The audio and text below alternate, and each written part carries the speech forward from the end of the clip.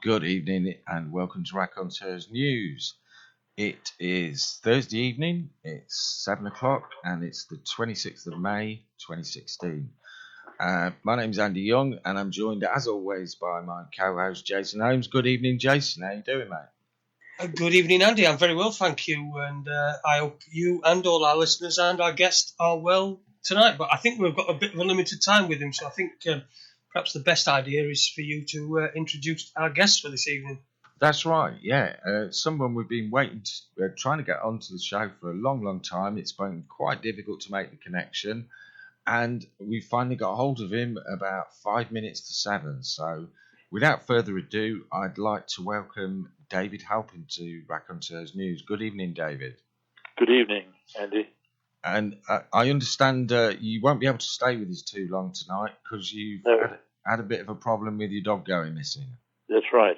I would like to stay with you for as long as you wish, but I know that we should keep the phone free in case someone finds our little Jack Russell.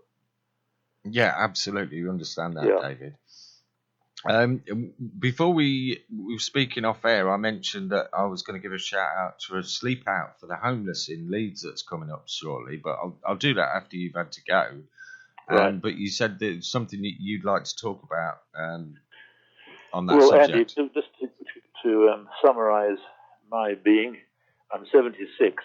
I'm a retired orthopaedic and trauma surgeon, and since I retired from what became a part-time job, because of previous illness, I've done I focused on what matters most. I took a ship to Palestine 6 weeks before Blair's war. It was partly for that reason that we took the ship. It was a shout against the looming and illegal war on the people of Iraq. And we got to Ashdod. You can't go to Gaza. There's no port there, actually. But anyway, I've kept my contacts. We don't set up a charity. Charity is not the answer. Justice is the answer. And I've been to Gaza 10 times. I also was the first person, I'm not saying this in any bragging way, but I was worried about the way that Dr. Kelly passed on. And I thought about it. Eventually I wrote a letter which went to the Morning Star, for which I wrote at the time, in fact for quite a time afterwards. And the letter was published on the 16th of December 2003, the year in which he was found with cuts on his wrist on Harrowdown Hill. And out of that came a tremendous amount of work. I must have spent thousands and thousands of hours with some very good doctor colleagues and a journalist colleague later on. So that was the second thing I got involved in, and I'm still involved with that because there's no question he was assassinated. Well, it is highly likely. You cannot say definitely. And but everything has been shut up. All avenues we explore are silent. They've done a very good job of making sure that no one speaks. And the third thing, which I've been involved with really all my life, having worked in the health service since the age of 24, is the health service. And that is being dismantled. And I'm afraid what concerns me very much is that the population at large, who rely on the health service a lot, about 5 or 10% go off for private care, but something which Bevan set up with great foresight and energy in 48 is being dismantled. And the summary, which your listeners would like to keep and use as a soundbite if they write or if they're asked on interviews to say something, is destabilize, demoralize, dismantle. And that's happening at a rapid pace. But people are distracted by charity runs in Lycra and cycling or the rest of it. And they cannot see that something that's so valuable and such good for the spirit of the country is being taken from under their noses. And that I've been writing about this for 12 years in the regional paper, but hardly ever has there been a letter of support. People are asleep. There's another thing, if I may go on a little bit more. Sure. That these people, they know what to do. The person to look at is Edward Bernays, who was a mass psychologist and PR man, really. He was Freud's nephew. There's some excellent 1 hour times 4 documentaries about Bernays by Adam Curtis on BBC. It's on YouTube now. But I'm quite certain, and this isn't paranoia, I'm quite certain that the people behind the politicians know exactly how to manage the people. And one thing that they're doing, which one of the techniques, one of the strategies, is to change everything suddenly. So it's fracking 2 days ago, being given a license by the North Yorkshire Council, and it's this and that, and it's the Brexit, Remain. So all the time, people are almost bemused by the rate of change. Yeah, it's information overload. It's information overload, and exactly. that confuses the mind and people. But it's intentional. That's the point I'm trying to make. Yeah, of course it is. Intentional. Yeah. Okay, I'll now shut up. No, you can't. Sorry, I'm sorry to interrupt. No, Jason, that's fine. What I want to say is this, actually, that one of I spent thousands and thousands of hours with a very small group here in Ashburton in South Devon, trying to save the community hospital. It's an excellent hospital, 10 beds, and it's done sterling work over 150 years or something, a long time anyway. But they've also announced closure of 3 other hospitals. So Paynton, Dartmouth, Ashburton, and Bovey Tracy, 60 beds in all. They say that they can manage this by they can send people to their homes with a care team to manage them at homes. Well, in many circumstances, or certainly in some circumstances, the people are too ill for that, and they need medical care in hospital. Mm-hmm. And it's the only way they can get patients, or the main way they can get patients out of the big hospitals, DGHs as we call them. The only way they can get them out quickly is into beds in these community hospitals. But they're ignoring that on the directions of NHS England. But this is an addition to it. The other day on the BBC, which I have no time for at all, they support the status quo. They give you some facts which are useful, but it's no more than that. And they conceal many others, to be blunt. There was a segment, about a few minutes, on the housing conditions in the southwest. And they probably picked the worst ones, perhaps, I don't know. But there were some with, black fungus growing on the ceiling, like mushrooms, holes in the floorboards, all sorts of things, actually. In not habitable, really. Anyway, they said that 230,000 homes in the southwest were like this. 230,000. Mm-hmm. Anyway, I looked up the figures. The number of dwellings in the house in the southwest, rather symmetrically, is 2,300,000. So what it is 10% of the housing stock in the southwest is, to put it bluntly, crummy or dangerous. Now, they're talking about sending some patients. In those houses will be some single elderly people. And there will be mostly people who are disadvantaged, they say, single mums who are struggling, people like that. Uh-huh. But they're talking about sending people home. At least 1 in 10, probably more than that, would be going back to homes which are terrible. But they'd ignore all that, you see. They assume everyone has a boiler in the basement. A lot of those are broken, by the way, in these houses. But they're assuming that it's a nice middle-class setup with a thermostat set at 21 and a nice bathroom with running hot water and the rest of it. But this is what they're doing. And what I have to say as a surgeon, but primarily as a doctor, is that we are quickly going back to pre-Victorian conditions. Some of the Victorian conditions actually were quite pretty good. The sewers work, things like that. Mm-hmm. So, but people don't grasp it, what is happening to our country.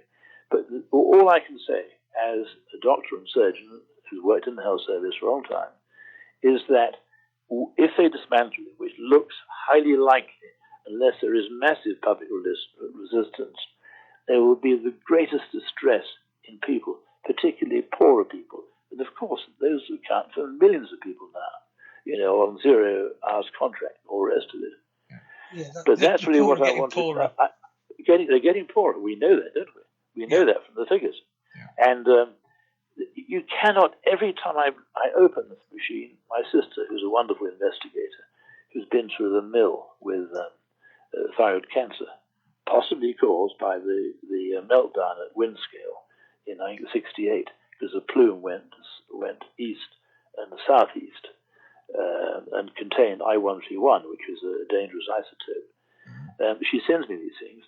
But what's turned up tonight is that the people who are after the, what do they call it, the map, the land registry, not land registry, the mapping people, the survey. Yeah. The people, there are 4 firms after that. They're going to privatize it.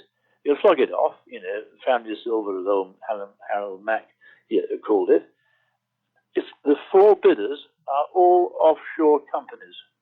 So they will be getting no, or very little, or no tax income from those people. Do you see how obscene it is? Yeah, absolutely. I bet you think so too. Completely agree, and it's happening in all sorts of societies. And like you say, it is demoralise, and then you can destroy people. Yes. And this is the best way to demoralise people, particularly when it comes to health, is when people are up against bureaucracy, which we see increasingly. I mean, I've been in the healthcare system quite recently for a heart condition, and sometimes some of the things that are asked of you, and some of the times where your appointments are just stopped, cancelled, and you're not told, and you turn up, and it seems like the more bureaucracy, the more demoralised people become. Well, Jason and Andy, we had a wonderful orthopedic hospital in Exeter. It was called the Princess Elizabeth. Opened it. That was its name. Forget that bit. 120 beds. There was a good cadre of skilled surgeons and wonderful nurses and physios there. It was world renowned. We used to train people from Australia and Canada and elsewhere like that. Anyway, we fought to keep it open. They closed it on, I think, specious grounds, partly because it was so good. But we had an admissions officer there, Mary Gubbar, to go into a little office. She had golf tees on a pegboard. And I'd say, that lady's going to go home, that lady's going to go home, that children's going to go home. You can send to this patient, this patient. It was all done with a pencil and paper and on telephone. And the same in our clinics down in Torquay, the orthopedic clinics. A lady who became a friend, very close friend of ours actually, was the clinic secretary, the senior one. And she just it was all done, no computers, it was all done, as I say, with pen and paper. And she had because she was a local person, just think of this, she had the nous. If someone died, she saw in the paper that there was a death notice. She used to look up the clinic and make sure that they didn't send another appointment to the widow or widower in case they should distress them. Do you see what I mean? Yes. Yeah. But this was the humanity of it. And it was done so simply. Now, as you know, there are computer screens all over the shop. It's not more efficient, I can tell you that. And when I had to, I needed to see a neurologist who has numb feet. And I wanted to go to a doctor in Plymouth. We'll leave that one alone, actually. But anyway, there was months, or not, it wasn't, anyway, month after month, there was no connection. And eventually I phoned the Royal Level Next Hospital, which is where I used to work partly. And it was one of these speech recognition machines. I'm told it was old kit that they installed. But I tried it out, and on 5 out of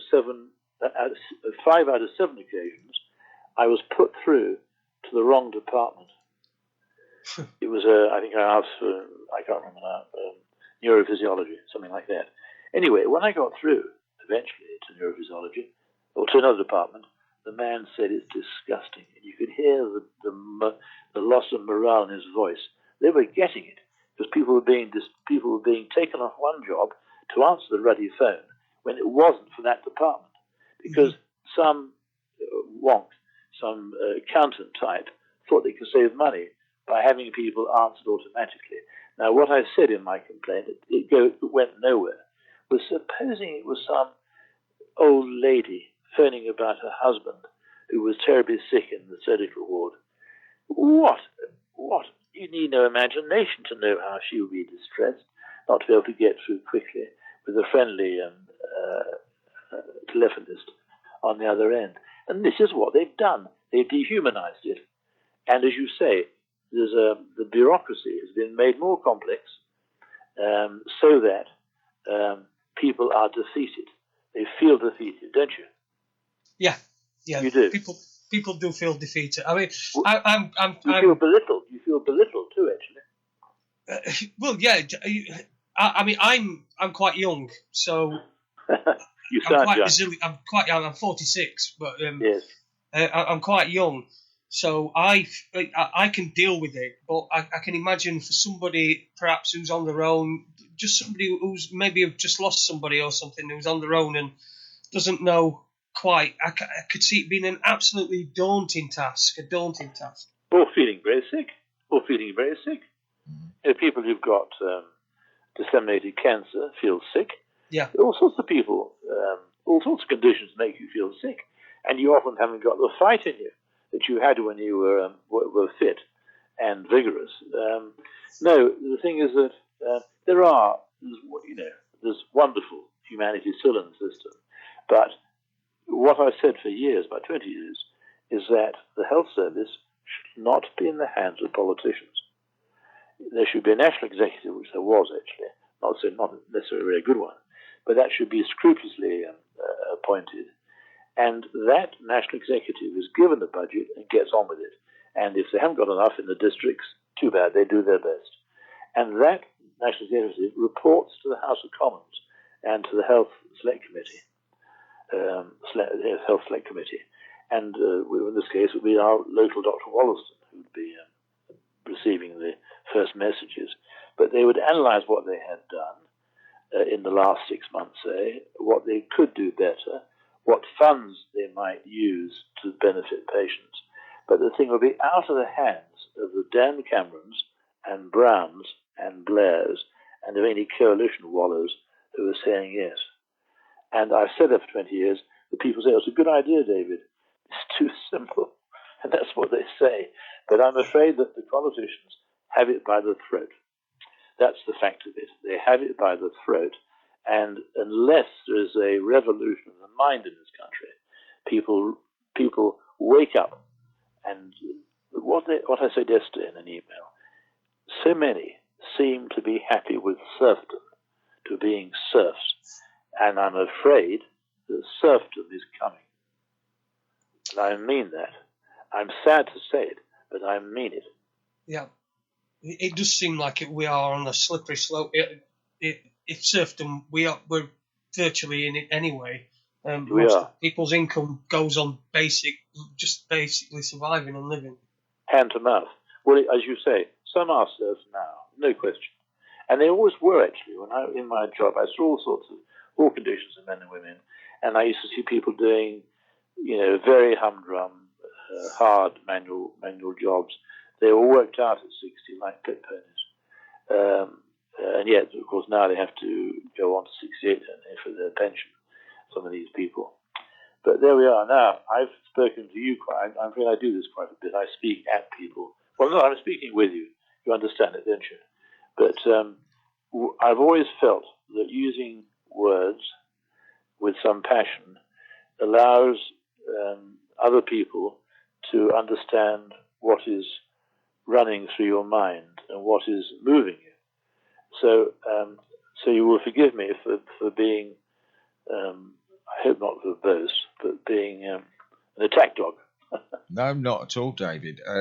We always realise that the subjects we cover and the guests that we have on, we cover some very hard-hitting, sometimes quite dark subjects, and they do make people passionate. So yes, good. Well, that's what we want. That's what we want expect. People to sit up, to know that we live in a beautiful world.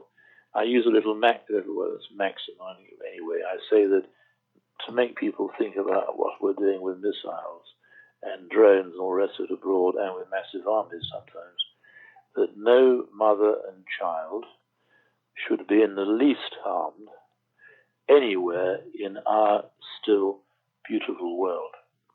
And I always add that, our beautiful world, because we need to remind ourselves that we are very fortunate to live in a beautiful world, and what we must be doing is enhancing it, and not either destroying any creatures, two-legged or four-legged, and doing everything to enhance. So I've done that. I've planted 6,000 trees and have for 3 lovely woodlands. We bought cheap land, actually very cheap land, and I've been down there today. That's where we lost our dog. But so I love the natural world, and I know not everyone in this country can get to it easily. I know that, in fact, millions really. But what I'm trying to say is that we need to raise ourselves above the fray. We know what the fray is about, but we should aim higher. That's what I'm going to say. We should aim higher. That you think of the education of children, which I don't know what it's like now, but I guess it isn't very good, and there are big classes and lots of children distracted and what have you. It's awful. Is it? It's absolute. I've got a stepson who's just doing his GCSEs, and it is awful. Well, I've imagined that. Of course, there are bright spots. We've got 3 girls, actually, they're all at school. One can't get into nursing because she couldn't get her A-level. You have to go to university now. Although there are some wrinkles around that. But you see, Jason, where's Andy, by the way? Is he still there? Yeah, he's here. Is he? I'm still here. I'm just enchanted, When I think, Jason, of I was at school, secondary school, from 1951 to 1958.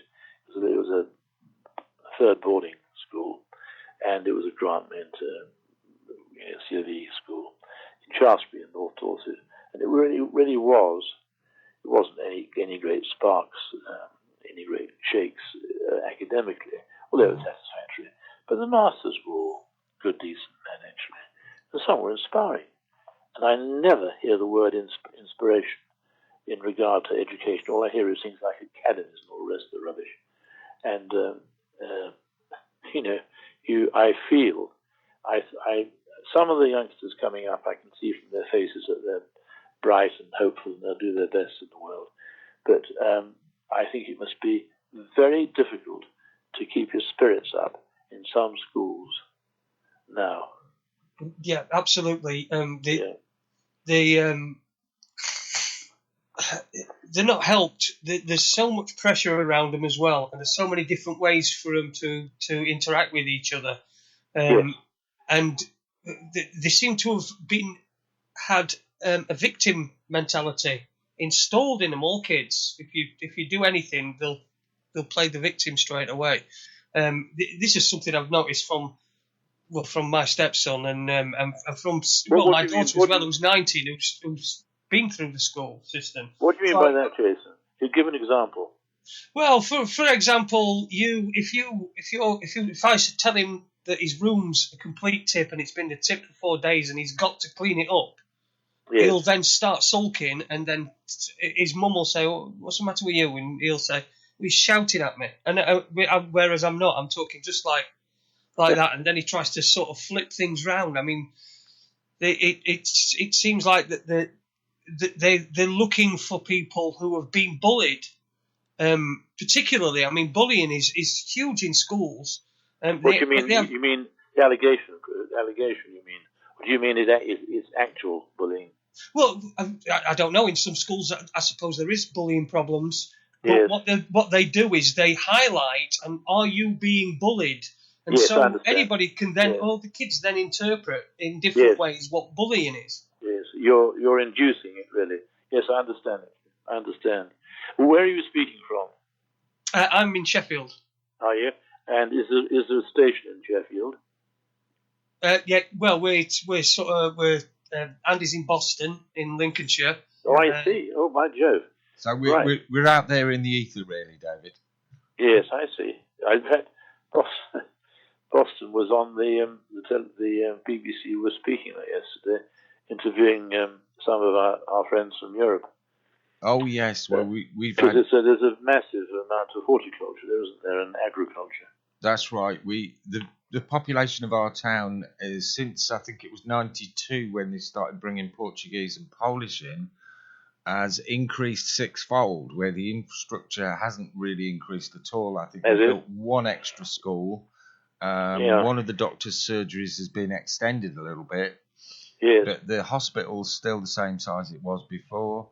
I think they may have built one new ward onto it, but it's just... Well, which hospital is that? Sorry? Which hospital, Andy? It's called Pilgrim Hospital. Is that a district general hospital or is it a big community hospital? No, it's a district general hospital, I think. Is it? Yeah. Yeah. That's... Right. It's very good to... How old are you, Andy? Me, I'm 50, 52 or 53, I'm not sure. Are you? So you're you're, as they say, middle-aged, right? Yeah. Well, I'm not expecting to live to be 110, but yeah, we can call it middle-aged. Well, you tend to do, you. Well, I don't know whether I want to do things, but I think I might go on for quite a long time, actually. But I'm finding it quite difficult at the moment in this country.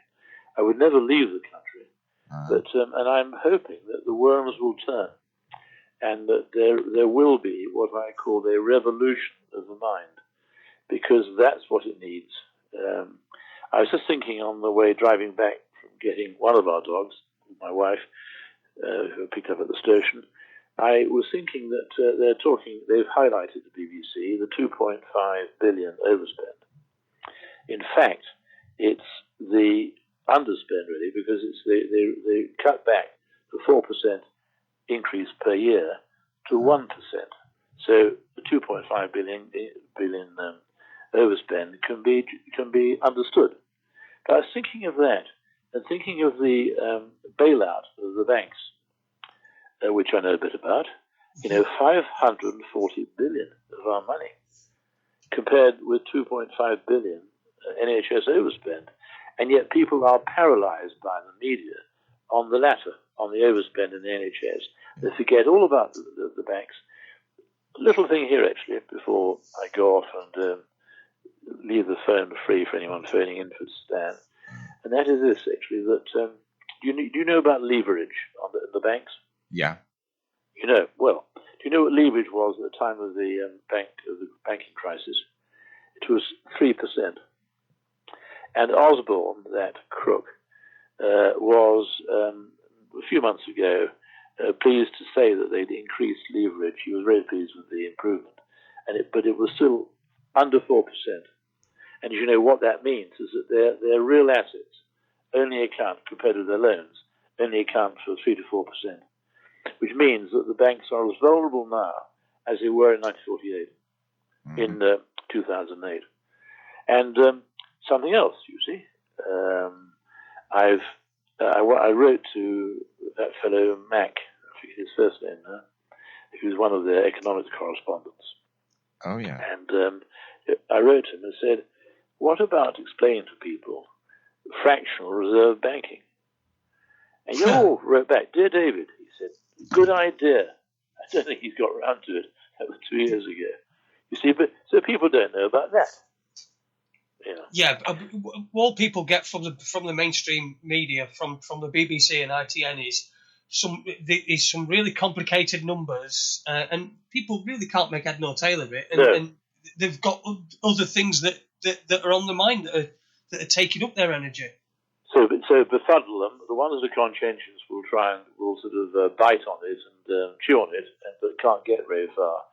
But some simple facts like leverage would be of use for those people when they're considering about our financial soundness. Would it be all right, gents, if I now leave the phone free for our Stan, who's 14 years of age, is very dear to us, but at the moment I'm cursing him. Absolutely, right? David. It's I've been dying to talk to you for a couple of years now, and I'm just delighted that we've managed to hook up.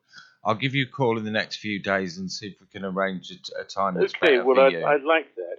And the thing is that the only way we can get, well, the main way we can get on is by speaking to each other and informing. Ben, who I didn't have the greatest time for latterly, Edward Ben said, there is never a meeting in a village hall nowadays, and he's quite right. Yeah. Politicians don't like exposing themselves, so no one, they're relying on the BBC or the ITV and the paper, mostly useless, but the importance of communicating, like we're doing tonight, I don't know how many listeners you have, I say good wishes to them, and I'm very pleased to have spoken to you both, and I look forward perhaps to coming on your program again. That All would right? be brilliant. Yeah, Just that'd be great. as a parting shot, we've got Yes. quite a few messages for you from the chat room. Tony's Oh. saying, good luck with finding your dog. And Mithrin says, we are all Dr. Halpin. Oh, that's very nice. I like that very much. That's an echo of a very famous saying, actually, that. I can't remember who said it. That's the trouble with I don't always remember saying very well, but thank you, Andy, and thank you, Jason. Thank you very much, David. It's Okay. been a pleasure to speak Bye-bye. to you. Bye-bye. We look forward to catching you again. Bye-bye. Oh, that was short and sweet, hey, Jason? It certainly was, wasn't it? But it certainly gave us something to chew over there. Yeah, he did, yeah. And do you know, I could have sat and talked to him for hours and hours. Well, I really could have done. That was the plan. If his little Jack Russell had done a runner, I'm sure he'd have been up for it. Well, I think I'd run off as well if somebody called me Stan. Was that what he's called his dog? I didn't hear that. Yeah, that's the dog that's missing, is Stan. Oh, well, that's as good a name as any for a dog, isn't it? Yeah, okay. I suppose it is. But I was hoping to have a bit of a conversation with David about the mission that he went out to Gaza and he took a shipload of food there, mostly at his own expense. I believe he spent £95,000 of his own money.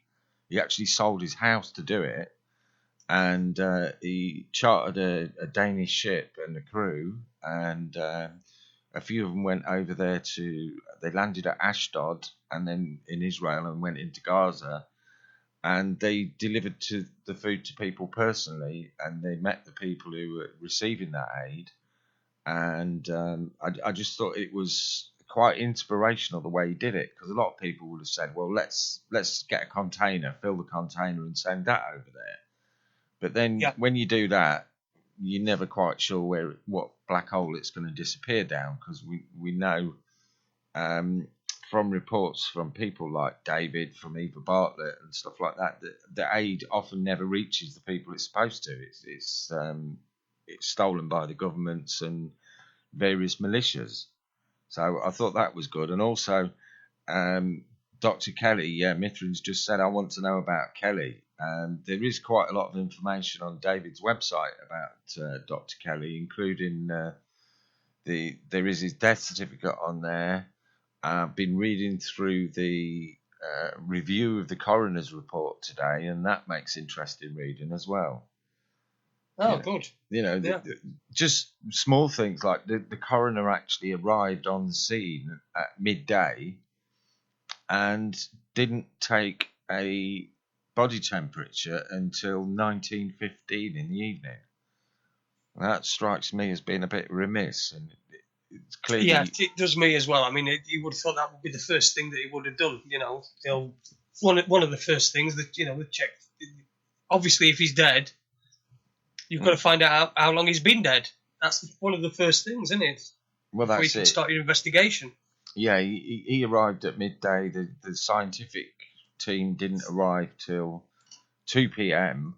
So all he did was ascertain that Dr. Kelly was dead, and just stood back for 2 hours, didn't do anything else at all, and then let the scientific team do their bit. But I understand in cases like that they use a rectal thermometer, but the guy who was conducting the review of the procedures said that, well, the last thing you'd do after you was investigating that would take the clothes off the body, so you wouldn't be able to do the rectal thermometer till everybody else had finished what they were doing. But I would have thought in such an important case that was being treated as a suspected murder, that's one of the first things you would have done.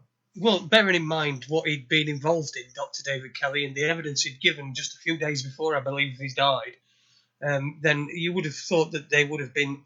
Let's face it, if they'd have found Tony Blair dead in the field in the same circumstances, I think there would have been a different investigation altogether. Mm. It just doesn't seem to add up. It seems to have been a shoddy investigation, and this is time and time again we find in these false flag incidents like 7/7. It's all shoddy. It's all badly put together. The cover story is terrible. The photographs, and all the evidence is just so badly put together. But people just don't seem to get it. And I don't know whether people just don't want to get it. It's like you don't want to admit the monster in your wardrobe. No, well, if you close your eyes and pretend it's not there, you might be able to go to sleep. But if you kind of open your eyes and open the wardrobe doors and face the monster, it all becomes very real, doesn't it? And I think that's some of where people's problem is. Keno says, Tony Blair dead in a field. Now there's a thought. Yes. I think that's probably a fantasy, that is, Ken. And there's a lot of people share that fantasy.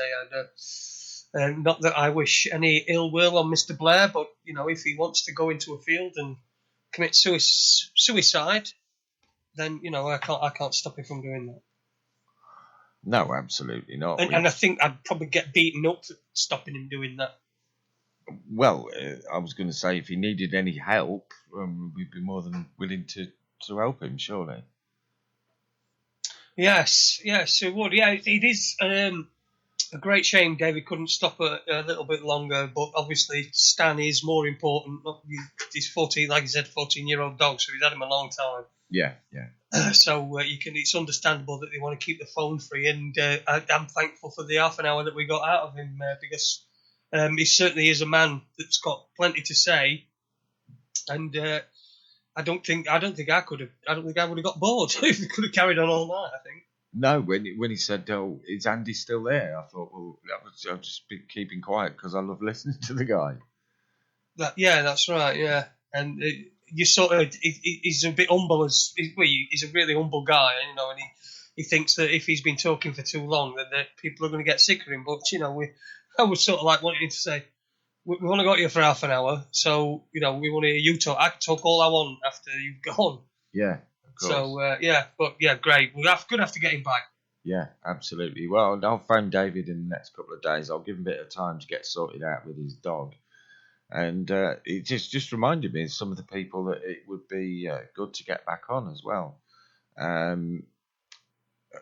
Along the lines of some of what David was talking about there, it just reminded me about getting Barry Trower on. I think it'd be nice if we could get Barry on because I think his information is very important to drum home to people.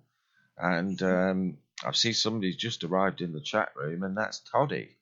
Now, Toddy did give me a little list. He wanted me to do a shout out, but I know Toddy's been out and doing stuff, so he's probably not got organised when he's got back in. But Toddy, if you'd like to call in and we can have a little bit of a chat about what's coming up, that would be a useful way of using up the rest of the 2 hours. What do you say, Jason? Well, I mean, that's a great idea. If Toddy's there and he's got the means to give us a call and come on and tell us what he's been doing. I've been seeing his posts on Facebook, and he's doing some great work and helping people. That's the best thing. You're seeing people help other people. It's just, it makes you feel. It makes you feel warm inside. I had just for an example, I had a girl that I used to know. Mm-hmm. Now, nothing ever romantic, just somebody I used to know from school, and we hooked up on Facebook. And she saw some of the things I were posting, and then she got back in touch. She got in touch with me, and she was really interested in the Madeleine McCann stuff and all that. Mm-hmm. And then I started talking about depression and things like that. And she confided in me. Mm-hmm. That she suffered from depression. She was bipolar, and so I just chatted to her for some time. I told her how to protect her subconscious mind and to don't let this stuff in. If you don't let it in, if you can protect your subconscious mind, that's the stuff that you don't know that's going in. Mm-hmm. But if you can protect that, and I sort of did her some work on that, and I said to her, you really want to try and get off your medication. And then I got ill. And so I've not really spoke to her for 6 months, and I just got a message just the other day from her that said, I just wanted to let you know I've been off my meds now for 3 months. I feel as best I've felt in years, and I just wanted to say thanks for your help, because you helped me. And I said, well, you've done it yourself, but it's always nice to get some thanks from somebody. But yeah, it's just things like that, little things. That I got that on the same day that we got that comment on the Tony Farrell interview from that family member of of somebody who died at Hillsborough. Yeah. So I got those two messages right at the same time. So it was like two really feel good messages, and you can't buy that feeling. You can't. You helping people, the feeling that you get, no matter what it is, just the smallest thing. It beats anything that you could do running around a field and getting muddy. Yeah. I've just seen Toddy's available. Shall we see if we can get him in on the call? Yeah, get him on. Right. How do we do this? Right. Add people to call. There we go. What's his name? Oh, he's just upgraded Skype, he says. Oh, was he? Yeah. Well, it'll probably not work then. But we'll give it a try, see if we can get Toddy in. I know. He says 2 minutes. He's just pop that in chat room, 2 minutes. They'll be on in 2 minutes. Ah, right. No worries. Oh, here he is. Hello. Good evening, mate. How you doing? Yeah, I'm absolutely fine. Are you? Yeah, I haven't spoke to you in ages, mate. How you doing? I'm half all right. Thank you very much. That was a bit of a joke there. We actually did have a conversation a couple of hours ago, didn't we? Yeah, we did indeed, mate. Yeah, I'll give you a quick buzz and you answered as per usual and said, oh my God, what do you want? Yeah.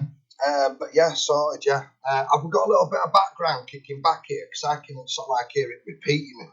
I think the Skype that it's saying here, do you want to allow the following program to make changes to the computer? So if you could give me about a couple of minutes, wait for me to pop up, and then it'll have done the update. Yeah, and no then worries, we'll mate. get cut off. Yeah, no problem, Toddy. All right, so give us a couple of minutes. Let me just update it, and then I'll come back in chat room and say, right, buzz me. Okay, no worries. All right, cheers, guys. Okay. Cheers, Toddy. All right, cheers, Jay. So Toddy's going to quickly update Skype. That could be half an hour job, but we'll get there in the end. No worries. Oh, Ken wants us to give him a kiss from me. Well, Andy, Jason, I think that might be your job, Jason. Well, I would think I'm closer. He's in Leeds, isn't he? Yeah. Well, I think Ken knows how Skype works, doesn't it? Yeah. Well, I don't know. Does he? Well, he has got a Mac. You can excuse these things. The Mac user. The Mac user. It's like the BMW driver and the vegan. I notice people seem to be hating on vegans. I don't know why, but they just seem to be hating on them. Well, I don't particularly hate on anybody. What really gets my goat is the people that they meet someone or they hook up with someone or they have a change in their life and they decide they're going to change their whole way of life and they're going to become a vegan or a non-smoker or a non-drinker or all of the above. And then suddenly within weeks, they start telling the rest of the world that they're completely evil for doing what they've done for the rest of their bloody lives. Yeah. And I just think, get off your high horse, will you? Well, that's me. I mean, now I think that, and I think this is backed up by scientific evidence, I think that anybody that lays flat in bed is evil. Well, not evil, just not educated, mate. No, they're pure evil. They're trying to trick us all into laying flat. Yeah, well, I mean, it quite astounded me when Andrew came out with the detail that if you are confined to a flat bed for a long enough period of time, you'll start to exhibit symptoms of AIDS. Now, I'm not suggesting, and I don't think Andrew is, that that's where AIDS comes from. But the fact that when you get AIDS victims, you raise their bed and they suddenly go from death's door to walking about leading a normal life. Suddenly they haven't got glaucoma anymore. Suddenly they eating well. There's got to be something in there, isn't there? Do you know what? I don't care whether there is or there isn't. It's working for me. So Yeah, that's it. I have become a bit of a bore. I do tell everybody, and my mum. I told you I fell out with my mum. I spoke to her last night, and I told her about it, and she's getting some bed raisers. Oh, excellent! Yeah, So, yeah. I suppose that's a kind of making up gift to your mum, isn't it? Yeah, I don't know if I'm going to live to regret it, but yeah. So, well, if she has bad effects from it, she'll be the first person that I've come across. So yeah, to me, anything you can do to improve your health without chucking bucket loads of drugs down your throat, pharmaceutical drugs, it's got to be a bonus. And whereas most lifestyle changes cost you a fortune, or certainly you have to alter the way you spend. With this one, you can do it for the price of a couple of bricks or a bit of timber. Yeah. Of course you can. I know. For the first 8 months, so we did it. We just got bits of timber wedged in there, and then I bought some of those bed raisers so they'd be a bit more stable, like. Yeah, and the bed raisers I've got is the. Oh, it's saying not long now, according to Toddy. Yeah, it does that, Toddy. Don't worry, mate. It'll be ages. What were we talking about? Bed raisers. Bed raisers, yeah.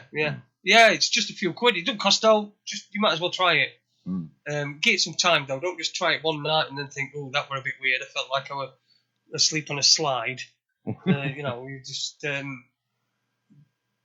give it some time, and the benefits will come. You went straight up to the 6-inch slope, did you? Yes, I went straight. Well, I think it's about 6 inch. Yeah, I didn't really measure it, but yeah, I think it's about 6 inch. Well, we started with, because Andrew said some people might find it a bit weird sleeping at 6-inch slope for the first few nights, but he said if you're at all worried about it, and kind of neither of us slept that well. We were both in a lot of pain, so we thought, we'll just go 3 inches for a start, which is what he suggested. And we had 3 inches, I think it was for a week. And to be quite honest, at 3 inches, you couldn't notice the difference. The only way you could tell was if you went in the bedroom in daylight and saw that the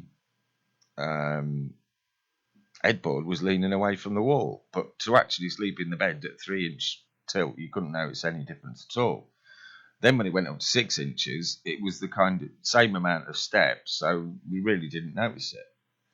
So if anybody's a bit concerned and they put it up 6 inches and think, whoa, that's a bit steep, that feels a bit weird, just try it 3 inches for a week or two, then put it up to the full 6 inches and no problem.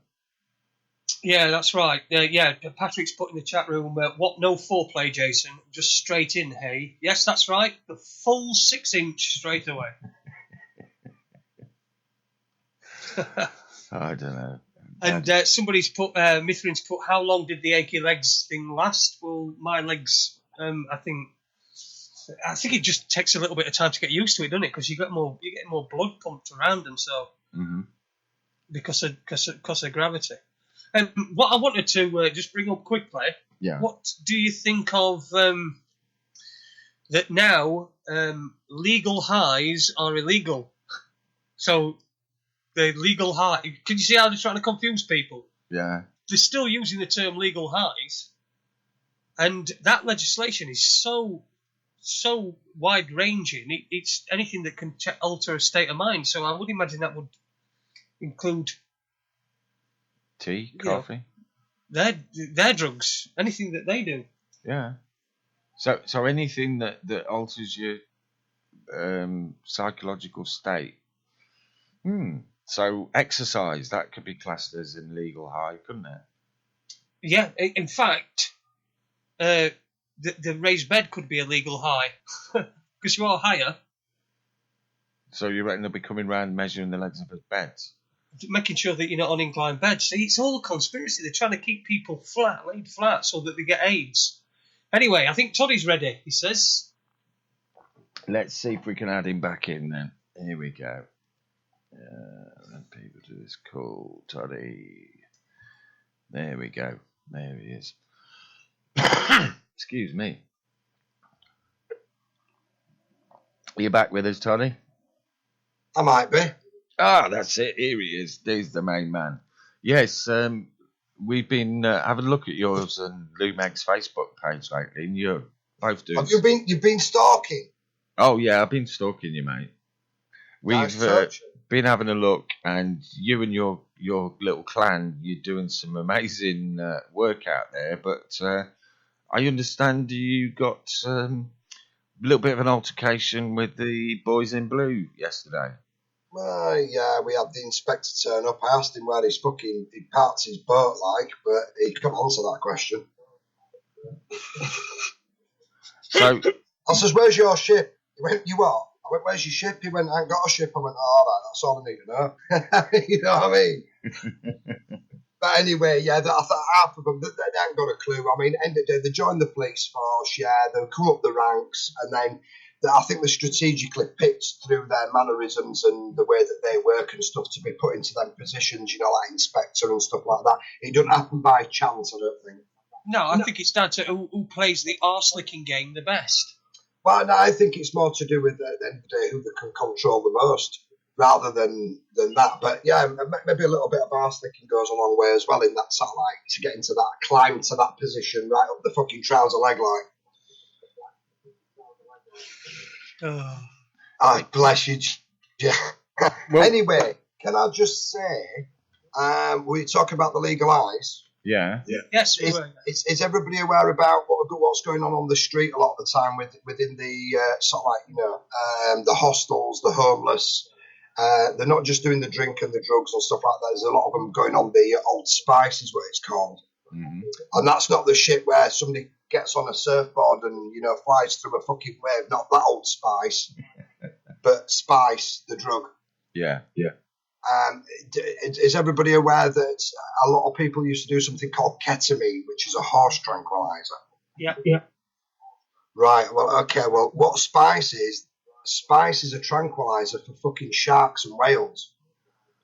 You joking? I'm not. It's what they do is they give them the tranquilizer.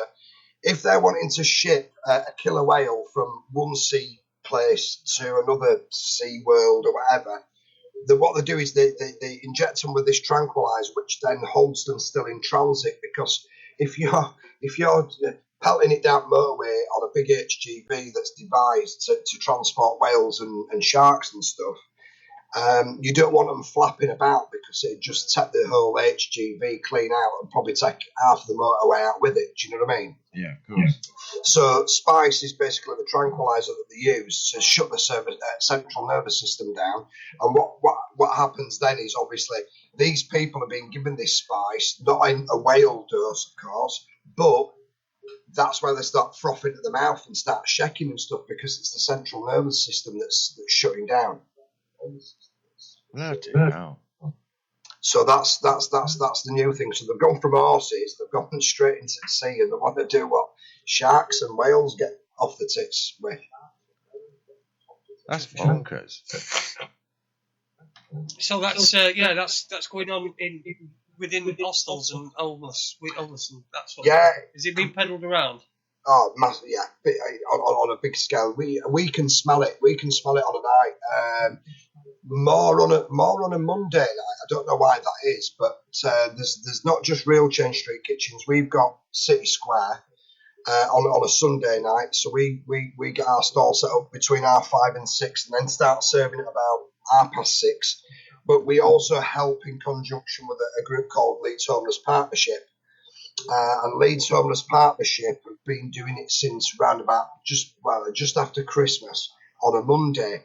And it's more Mondays that we seem to be, you know, getting this spice about and stuff. And you can actually smell it. You can smell the spice. That's why they call it spice. Right. Right. Well, I have had conversation about this with a friend of mine who works as a prison officer, actually, and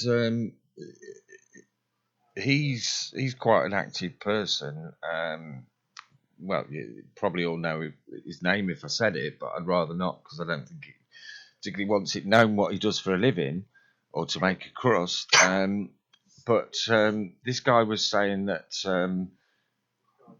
it's very difficult to know when the prison officers are going to finish a shift now because this spice is so rife in jails that what happens is quite often when they think they're just about due to clock off and go home, they suddenly get a prisoner escort to take a prisoner to jail that is become unconscious or is in a right state because of this spice. And they, instead of, maybe knocking off the shift at 6 or 7 o'clock in the evening, they can often be there till 1 in the morning at the hospital, and they're kind of out of the loop. They're not allowed to contact anybody while they're doing it, and it makes arranging things an absolute nightmare. So I can see that. So I mean, we where there is people going missing, and that might be exactly what you've just hit on there. It's happening. That the police are picking them up, the spiced out of their head, and then what they're doing is they're shipping them straight into the prisons by the sounds of it. Right. Well, I don't know. And all I was thinking was it was perhaps the latest drug of choice in prison, because I know, I mean, probably the best drug to give somebody in jail is cannabis, because they're going to be pretty docile, aren't they, most of the time? But because they're randomly tested and cannabis stays in your system for kind of 30 days or so, then they can't use that. So what a lot of them are using is anything that gets out your system quite quick. And I know that's why heroin's preferred in jail in preference to cannabis, because it gets out your system quicker. You're less likely chance of getting a charge for using it. Well, yeah, because you get charged. They come up with all sorts of stuff to extend your stay in prison, don't they? Because obviously it's big money. Yeah. Because it's pretty much in the private sector. But yeah, the spice is massive in the prisons now. So it's in the prisons. It's out on the street. It's the drug that's being peddled freely. You touched on something about the legal highs have come into force basically from midnight last night into today. And it's just ironic that 9 people were in Rochdale, I think. Yeah, Rochdale, yeah. Have all fallen ill just before the legal high. So obviously they've been spiked, haven't they? Somebody from some government agent body has come in and made sure they've got a bad dose on the street. Well, I was listening this morning to 5 Live while I was driving. So it was just what's on. I can't stand listening to music, so I listened to talk, and it must have been adverts on TalkSport or something. So I got 5 Live on, and they got a discussion about these legal highs. Now, BBC is supposed to be impartial and balanced. That's the main thing. Yeah, right. And they got. So I sent a text in. Saying they didn't read it out, but I sent a text in saying you're supposed to be impartial and balanced, yet you've got somebody on whose son died after taking a legal high, but you haven't got somebody on who had a really good time when they took a legal high, because that would be balanced. It all just seems to be all in. There are a lot of people that advocate the legalization of drugs because then they could be regulated and people know what they're taking. Really, you can't really tell somebody what they can put in the body, I don't think, anyway. So they don't really... All they do is they put the parents on there, the grieving parents whose children have died after taking these legal highs. Well, a lot of these legal highs and stuff, at the end of the day, if we look at the human being as a whole, we're all different. So you've got people out there that'll eat peanuts and it'll fucking kill them instantly. Do you know what I mean? Yeah. So the legal highs are pretty much similar to that. So somebody that's never had a legal high before takes a legal high or an E, and they're the ones that drop dead because their body can't cope with them chemicals that are going into their system, in theory. But then, yes, it's very, what you're saying there, it's very one-sided, so there's no impartiality, there's no sort of like for and against, it's all heavy to one side, isn't it? So it's all negative, Yeah. to then push out this new legislation. So that's why they're doing it. And a lot of people, as you well know, like you just said, you don't listen to the music, you put on the radio, which is 5 Live and what have you. So that's the kind of programming that's going to be coming down the radio waves within your car, or if you're at home listening to it. If you're at home, you're probably going to be on BBC, and they'll be heavily weighted against it as well. So it's it's pretty much there's not going to be an impartial view. Or I took it and it was absolutely fantastic, and I photosynthesized at the same time. We clamped a lot of it. Well, we're halfway through the show, Toddy. I'm just wondering if you've got a set of headphones you could perhaps connect to, because we seem to get a little bit of feedback through your speakers. While we sort that out, we normally have a tune at half time, so pleased to announce that on Raconteurs News tonight, we have got the world's first airplay, well, apart from when I played it last night when I was just playing a few tunes on air, of the new single from Bedrock, aka Ken and Susie out in Spain, and it's called Let's Work Together. We'll be back in about 4.5 minutes. Woohoo! This is your number one radio station. Tune in and rip the knob off. It's not getting so I can't do it, Andy, sorry. No worries, mate, and thanks for that gravelly voiced re-intro there, Toddy. Sorry. And, well, it's been quite an eventful evening. First, we had a bit of a panic because we couldn't get hold of David Halpin because he couldn't sort his Skype out. Then we managed to get hold of him. I managed to find him in the phone book, actually. Called him on his home number. And then we found out that the extra spooks that Scummerans pay for have been out and stole his dog, so he couldn't talk to us. So I hope you get your dog back soon, David, and would love to speak to you again soon. But in the meantime, it just so happened that just before the show, I got Toddy called me up and asked me if I could give a shout out tonight. So what better way to do it than get Toddy on himself and let him do the shout out? Okay. Right. Where are we? Right. Street kitchens. We're working alongside a group called Leeds Homeless Partnership. Yeah, they've set their stalls out since around about Christmas time. Ironically, Hayden Pat, the lad who's the main lad there, grew up on the same estate as me and Jason. Yeah, so we've ended up connecting together years down the line, and he's doing obviously something very, very similar now. What they're doing is they're doing a sleep out in Hyde Park, which is just up from Leeds University. That's this coming Saturday the 4th. Being sponsored, probably we've raised them 500 quid so far from Real Changeable Sponsorship, and obviously them guys have been doing the sponsors, putting that out there. And the whole thing is basically to give people an idea of what it's like to sleep on out in the open, just on one night only. So that's coming up on the 4th, and that's up in Hyde Park in Leeds.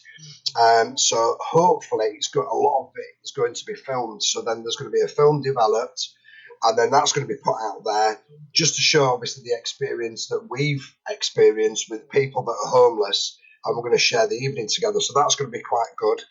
And that's coming up. But Hayden and his group, Leeds Homeless Partnership, they do an absolutely fantastic job. I mean, the amount of things that they put together, the hot meals, sleeping bags, tents, socks. Socks is a big thing because a lot of these people that are out in all elements, once their shoes and socks get wet, that's it. They need clean socks all the time. So that's one big thing that we're obviously pushing is for people to start donating as many pairs of socks as they possibly can, But that, like I said, that's coming up on the 4th of June. So that's going to be quite exciting. Like I said, we're going to put a little film together about it as well, so people who can't come can actually experience and watch it if they see fit and it's something that they're interested in. Now, we put it to a lot of people that everybody are 3 paychecks away from being homeless themselves. And the more people I speak to about this, the more people it sort of like resonates straight away, and they're like, bloody hell.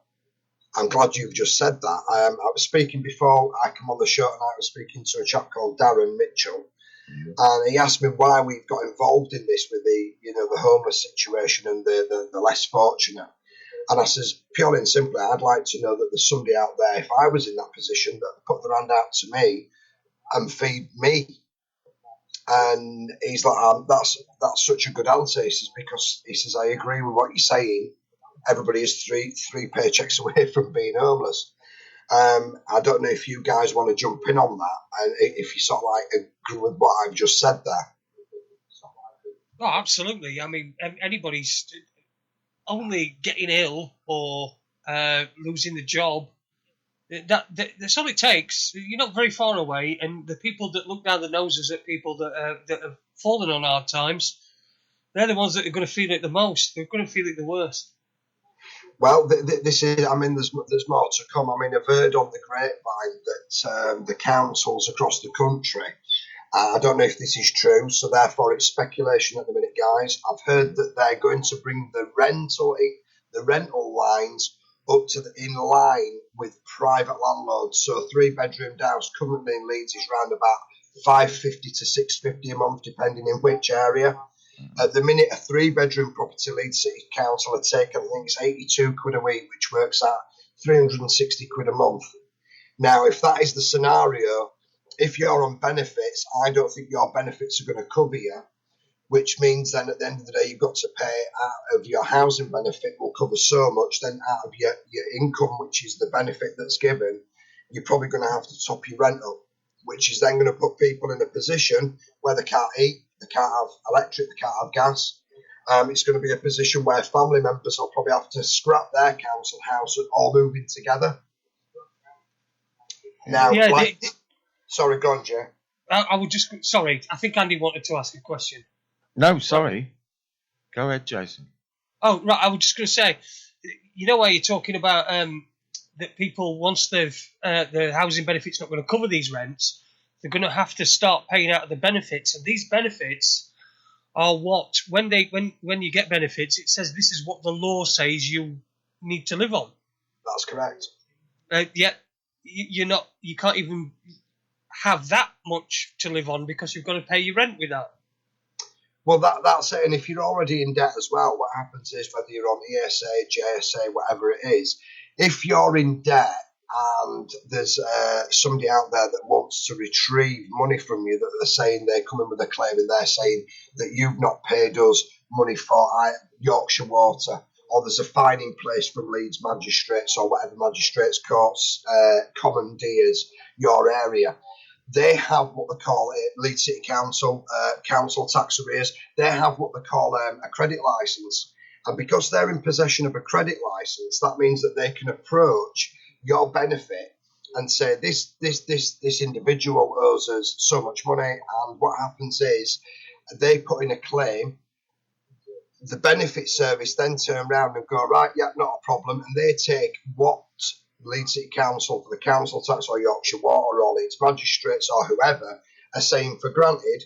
And what they do is they write to you and make you aware that they're going to deduct £5 a week and pay it to the creditor because you are automatically classed as a debtor.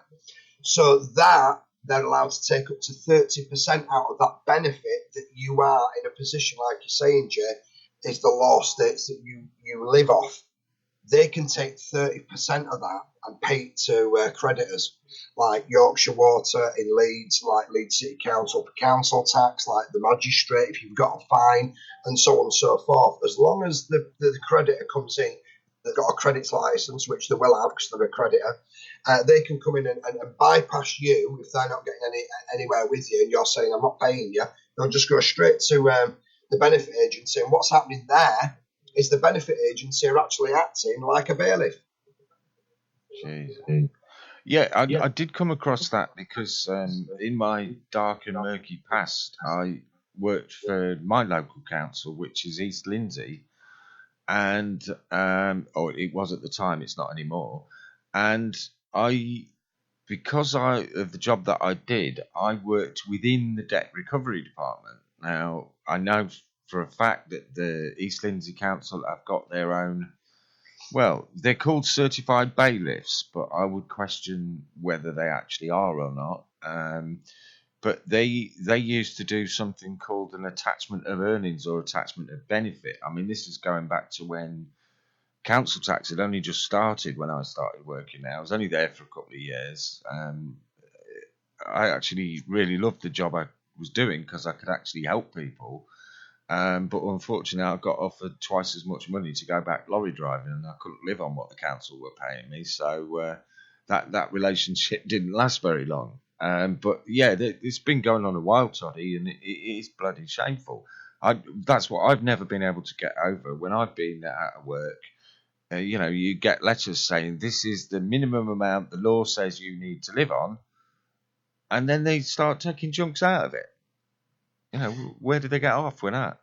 Well, because they will probably look at it in the way that there's nothing there to subsidise these things that we need, i.e. water and council tax and so on and so forth. So in that benefit that you're given, somebody said to me that some of the benefit money you are allowed to use for pleasure, and that's actually wrapped into the amount of benefit that you get.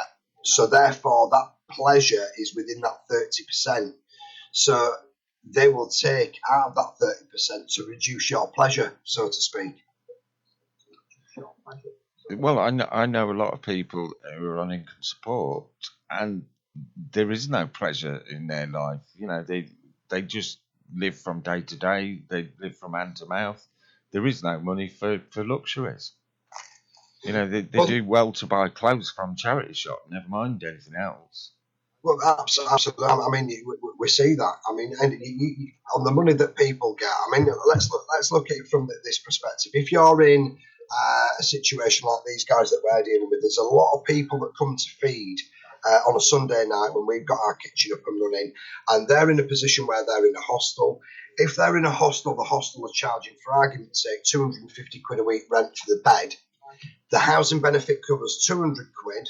That means there's obviously at the end of the day 50 quid sat there waiting to be paid. That will then automatically come out of the benefit claimant that's using that bed. It will come out of their money. They have to pay £100 out of that benefit. So they're getting paid fortnightly, 140 quid a fortnight, for argument's sake. If they're in a position where there's creditors coming in and taking money, sometimes when they've paid that £100 out of the fortnightly benefit, which is 50 quid per week for that room, on top, which, like I'm saying, is the room's 250 quid, they'll only get 200 quid housing benefit. They've got a 50 quid shortfall.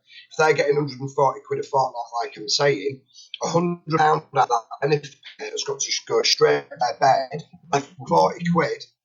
What can they do with the 40 quid? If they're in a position where they're in debt, which a lot of these people probably will be, they might be left with what? A tenner a week.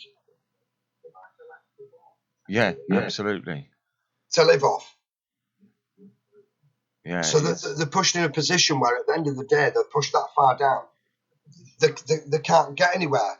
They're pushed into an impossible position, yet where they can't get anywhere. But then what happens is they're then pushed down a direction where they can go get their own flat. Once they get their own flat, the housing benefit covers it, and then they've got their full money every fortnight, 140 quid. They're not down at a tenner a week or 20 quid a week. They're up to 140 quid a fortnight, so 70 quid a week. To me, what's going on there is just another example of what you see across so many areas in life, and it is, I can't think of a better phrase than genocide of the poor. Well, that's an interesting viewpoint, because I think at the end of the day, I've said it before, what people don't realise is we are at war, and we have been we've been at war for a very, very long time in this country, in fact, in the world, in the Western world, because it's all war, enemy combatant, isn't it? Everything that you look at, it's a financial implication that they're putting in to obviously keep people weighed down, so that at the end of the day, in theory, clipping our wings so that we don't become all powerful and come together. But we are definitely in a war time within the sort of the year that we're in now. I mean, 2016. I mean, we're looking at it since we changed from the 90s, which I think were quite 80s, 90s were very good for a lot of people. The minute we come into the noughties, as the class date, which is 2000, a lot of things started changing. And if we look at it from a numerological point of view, 10 in numerology, I keep spouting on about, is X, which is X marks the spot. It's Roman numeral for 10, which we know that a lot of things all go back to Rome, all roads lead to Rome, and it's the Vatican and all that type of thing that's in control. If we look at what 20 means, it's XX, yeah, which is double crossed. And we're all in a position where we're all now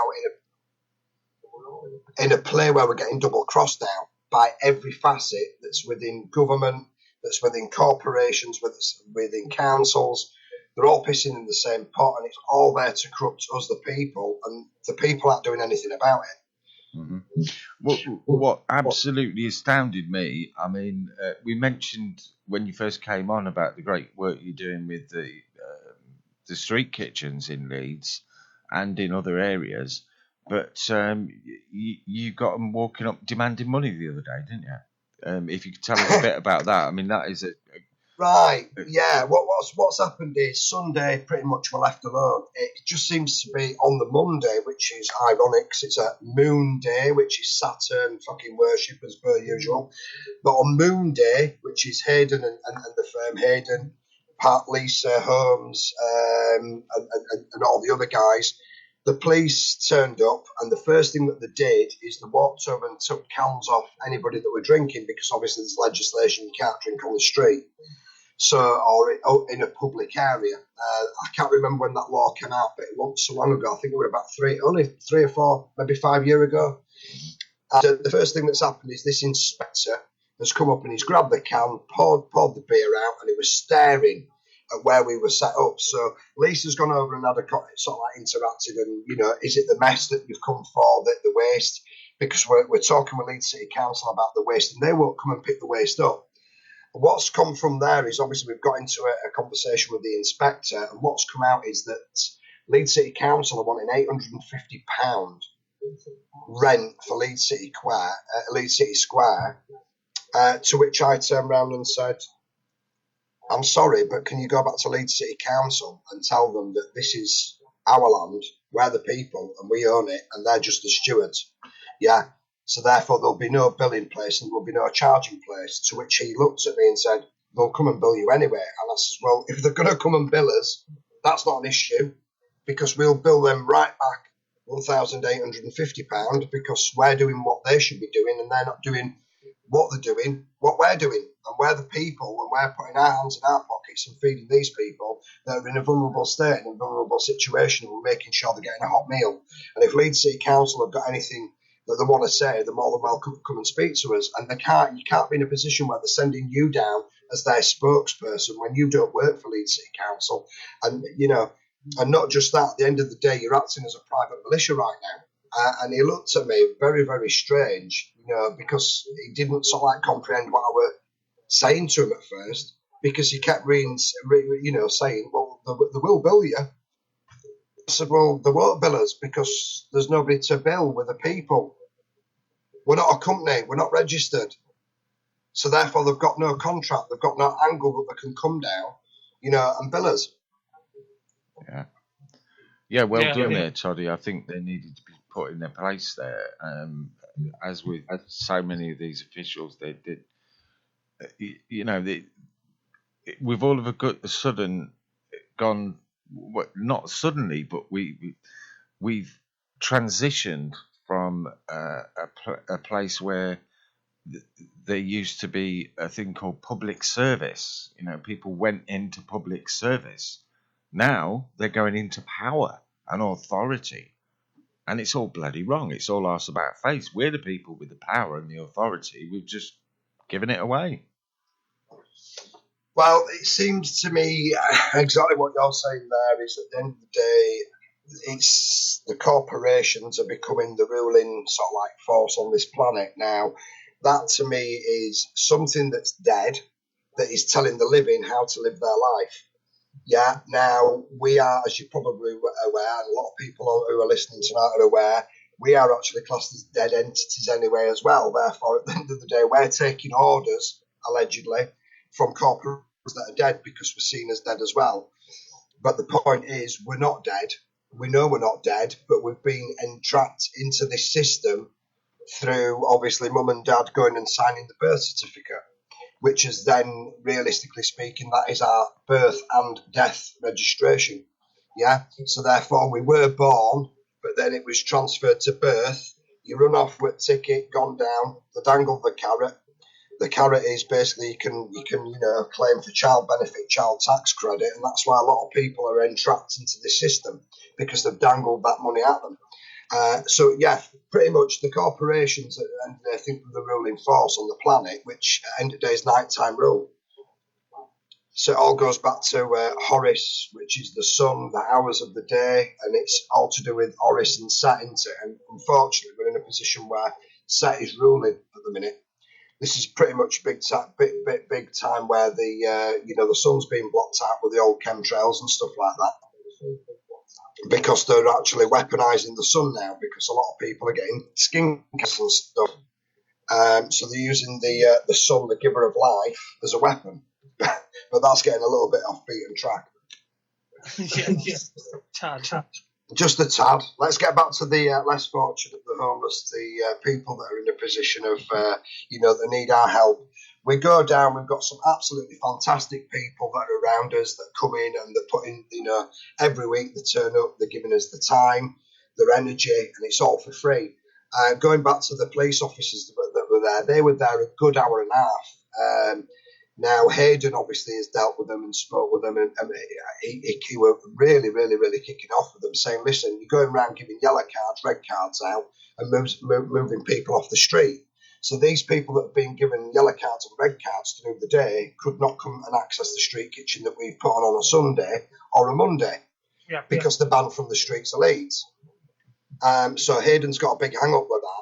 Hayden's really the guy that needs to speak about that because he's really in tune with what's going on with that. But that's pretty much what they're doing. So they're also coming out with all these adverts that are stating, don't give a beggar any money.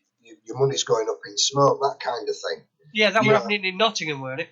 It's happening in Nottingham. If Leeds bus station, there's one up there. I read a little article on it the other day. There's another group of people called Simon on the Streets. They go through Leeds, but they don't have a kitchen. They just go out with the flasks and bags of sandwiches and things like that. And they're in a position where they've put a campaign against the ridiculing people that are begging. I mean, even this inspector were going on about the begging situation, that he didn't agree with it because people are professionally doing it, he's saying, and they're getting 500 quid a week, £100 a day, some of these beggars. And he sort of like went down the line of, I've got to work all these hours, and when I finish my hours, I'll pay me tax and this, that, and other. And I looked at him and I said straight away, and I said, and that is what the problem is. You're working all these hours. You chose to do this job. This guy's begging. You're not happy that he's not paying his share of tax, and HMRC aren't getting their money out of it. This is what this is about. It's about looking after corporations again. Yeah, it's the old analogy. Someone's getting beaten up. Everybody's getting beaten up, and the one guy that isn't getting beaten up, that everyone that is getting beaten up is mad at him rather than the person that's beating him up.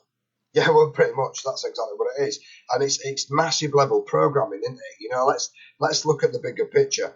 It's all programming. These people that are in positions of authority or alleged authority, which obviously the inspector wasn't happy when I turned around and said to him, if we stripped your uniform back, you're just like me and this guy next to me, and they were the same. And he looked at me like confused, and it was like, are you that deeply programmed that you think when you're at that uniform that you have some authority over yourselves? You haven't. We've got no authority over anybody. Yeah. And they can't get. I don't think they can get a grip of it. But we had quite a few conversations. There's a meeting set up with Leeds City Council in the next week or two. which is something that we set up that evening when these two officers of the law were there. Or should, as we pointed it out, because it was quite funny, because in Leeds City Square you've got the Black Prince on his horse, and you've also got John Harrison. He's another statue. And I turned around and I said, when they were going on about these legislations, and I pointed them out and I went, look at that statue there. It's not moving. And they were looking, and they're like, they didn't have a clue what I was getting at. Because it's statutes and acts that you're quoting, but your statutes and acts don't rule over the living and where they're living. That's a good analogy, really, because with statutes and acts, statutes don't move, but you have to move towards them, and that's like giving you consent. Absolutely, there you go. So therefore, they say name. As soon as they ask you your name, that's what they go off with. Because as soon as that name's announced, they've got something to look for on their system, and if they find that name, then they can then start persecuting, because it's more persecution than prosecution. It's persecution of the soul, isn't it? It is. And what also, it's a bit of a double whammy as well, because not only are they persecuting the homeless, and we should all agree that in this day and age, there shouldn't be a single homeless person in this country, no matter where they come from. There shouldn't be a single homeless person in this country. But they're also persecuting the people that are trying to help them. So it's as if they don't want these people help. They want them to stay where they are and to be persecuted more and more and more. It's like a never-ending system. It's a never-ending machine that just won't stop. Well, absolutely, I fully agree. But the thing, let's look at the big picture. We're being run by nighttime rule. It's nighttime rule that's ruling. It's the ruling force of.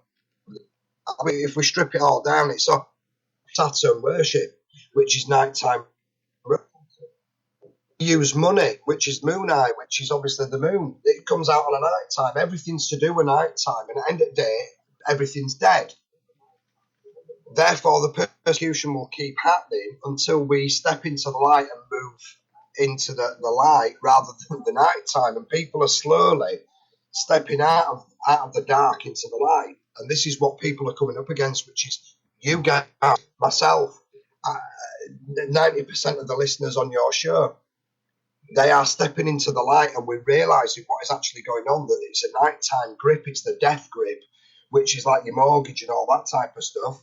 Yeah, because mortgage, morgue, where do the dead go? Well, when they die, we take them to the morgue, don't we? Do you know what I mean? Well, mort is Latin for dead. Absolutely. This is why you go to a mortuary. You know what I mean? So, the house basically that you live in that's the morgue. That is a mortuary. Mm-hmm. As mad as that sounds. But that's exactly right, because you've got a mortgage that's attached to that house if you are a legal owner, or finding out a legal tenant, because you're actually a tenant paperwork and not the owner. Mm-hmm. See, it's absolutely crazy. And these people are that dragged in and live in this system like the people that think they've got this authority, these superpowers, which they haven't got, because like the only people with superpowers that I know are Superman and Spider-Man, and I keep saying this to people, and as far as I'm concerned, they are fictional characters. Yeah. Well, that's what everything is. Not really everyone's really a fictional character. All these people that are put before us. I understand what you're saying.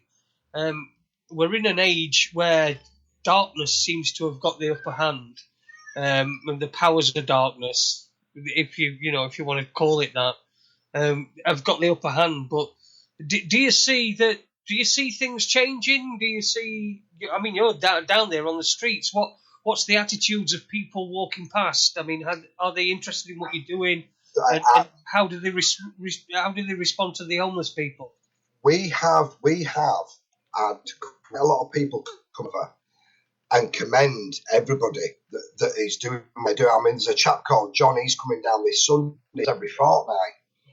He came visits his brother over in Huddersfield, and he came up and he spoke to us a couple of weeks back, and he just says, look, this is absolutely fantastic what you're doing, and every day, and he's give us a fiver. Now that fiver, Hayden had come down and helped us on this Sunday, and he went and got the milk and coffee, and when this guy gave us this fiver, I went straight up to Hayden and went, there you go, mate, that's your money back. They went, you sure? I went, absolutely, yeah, because you've just come down, helped us. This guy's given us a fiver, donated, and I give it straight to him. So we've got people that actually come over and do give cash donations, but what we do with that is we document it, take an email from them, and we update them what that money's gone on.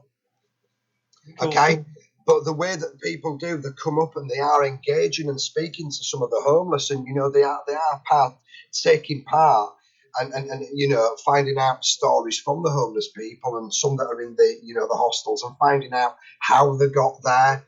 What was it that turned their life upside down to put them in the position that they're in? And people are engaging, and it's really good because at the end of the day, people keep coming on and, they'll drop a bag of clothes or they'll come over and say, listen, I've got time here. Can you put that towards next week? It's absolutely fantastic. So people do start speaking with us, obviously members that are actually turning up and getting the food that we're putting on. And it is quite positive, but then we do have the bad nights like this Monday night that's just gone. A lot of Sunday somehow they turned up with bottles and they turned up with all sorts, and it's like somebody's sabotaging that night on a Monday, because the week prior we had the coppers turn up, and this week what we've had there were half of them were half pissed before we'd even set up to start serving the food. So it's like somebody's coming in and sabotaging. Yeah, but it's good that you're getting some acknowledgement from people that. Sorry, I was just reading some on the chat. Yeah, it's good that people are acknowledging what you're doing, and what about the other people? Give a bit of a shout out to the other people that are going along, that are involved in this project. Right, which probably a lot of people are aware of, or they might have heard before, because myself and Lou Meg were obviously, we were on one of your chats, I think it was episode 33, ironically, or something like that. Meg, she comes up, she does all the food, she cooks all the main meals and cakes and all sorts, she comes up. So big shout out to her, because at the end of the day, she's unique.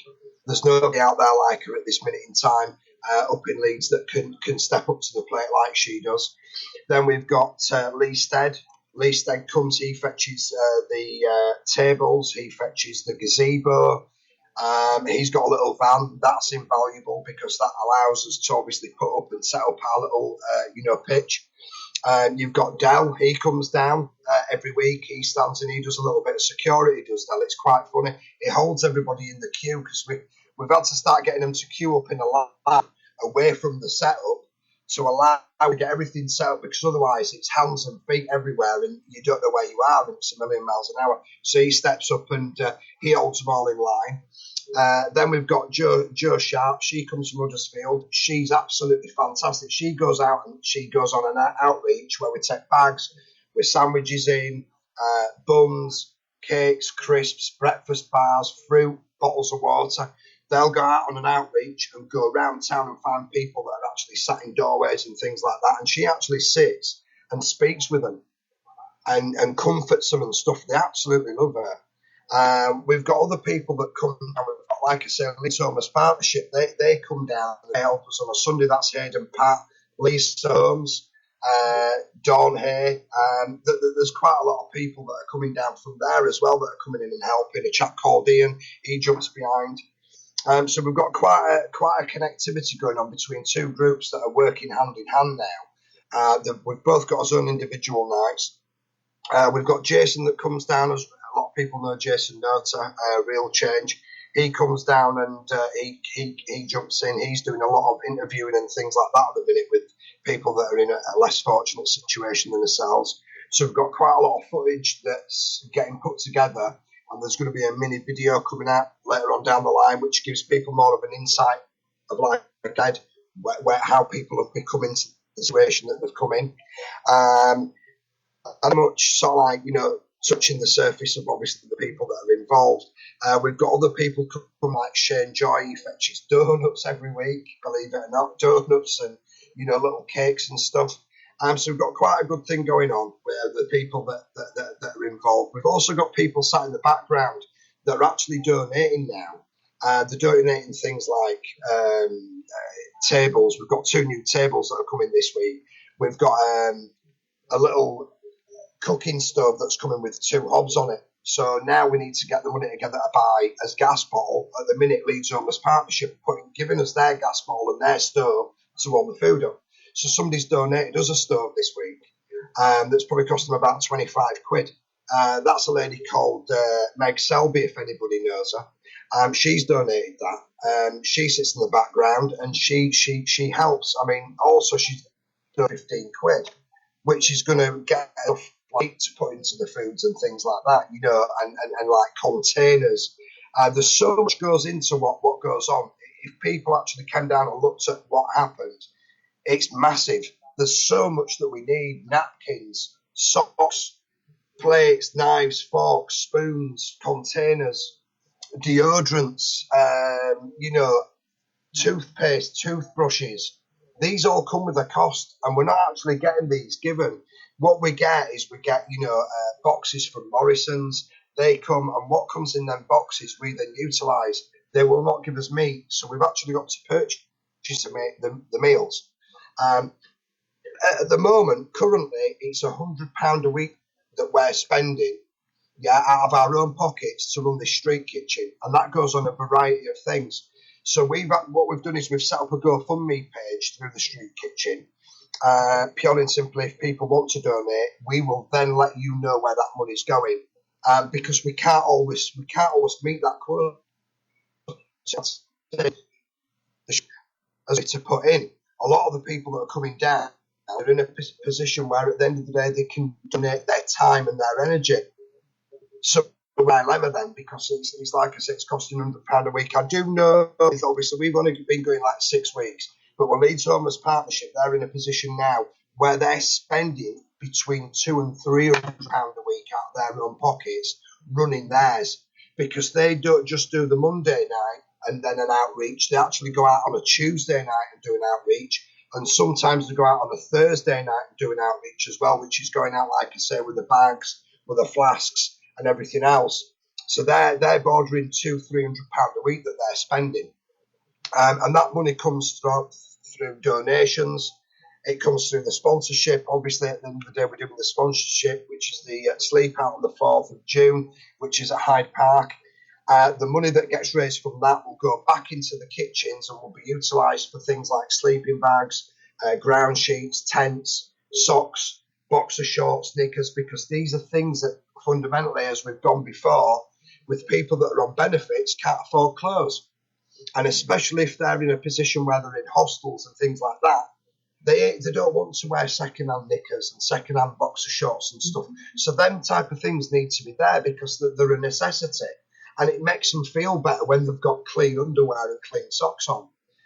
I know you guys will probably be, obviously everybody will be probably in agreement that when you use boxer shorts and put fresh ones on and fresh knickers, if you're into that type of thing, as a bloke, but definitely the ladies, but socks as well. You feel fresh when you've got these things on, and these things cost money and they're not cheap, and we do need to go out and buy them. So the donations that are coming in will be utilised in them areas for deodorants that I don't agree on because of the chemicals that are in them. But these guys want them. They want the soaps. They want the shower gels. They want the deodorants. They want all these things. And we are trying our best to get that together now. Whereas Leeds Homeless Partnership are in the position where they've got that weekly.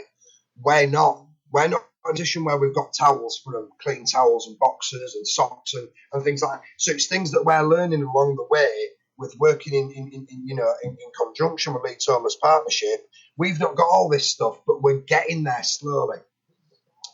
So pretty much, I mean, that's where we are at the minute, and it's the food that we're putting on. Absolutely, it's phenomenal.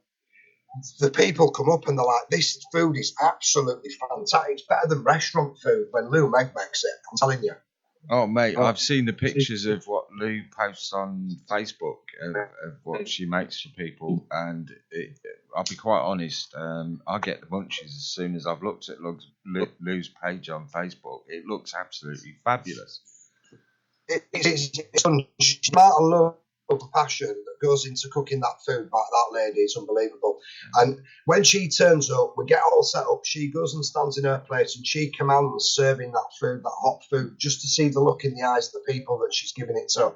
And that's her payment. That is what it's about.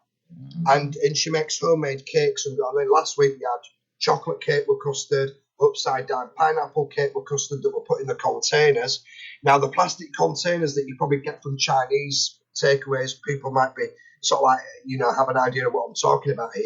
They don't come cheap. They come with a cost, and we're having to pay for them. They're not cheap at all. I think it's $250 for like a tenner or something like that. I don't know the true cost because Lou's dealing with that, and Brett's also dealing with the cost side of things. So we're a month's time, because that's when we're going to release exactly what it's cost us within a 4-week turnaround and what the money's gone on. But they're not cheap things, and the donations go on this stuff, because when they've had a hot meal and they come round and they collect a bag that's got sandwiches in, so we go through about 100 sandwiches on a Sunday, so we've got to put 100 sandwiches together. And in that respect, you've got people that are coming down that don't eat meat, which you've already touched on. So they'll have cheese and onion, or they'll have cheese and tomato or something like that. But the sandwiches, the sandwich fillings, we've got to go out and buy, because the supermarkets won't give us cheese and tuna and, beef and ham or whatever it would be. I've got a stupid motorbike here. Hang on. Can you hear it?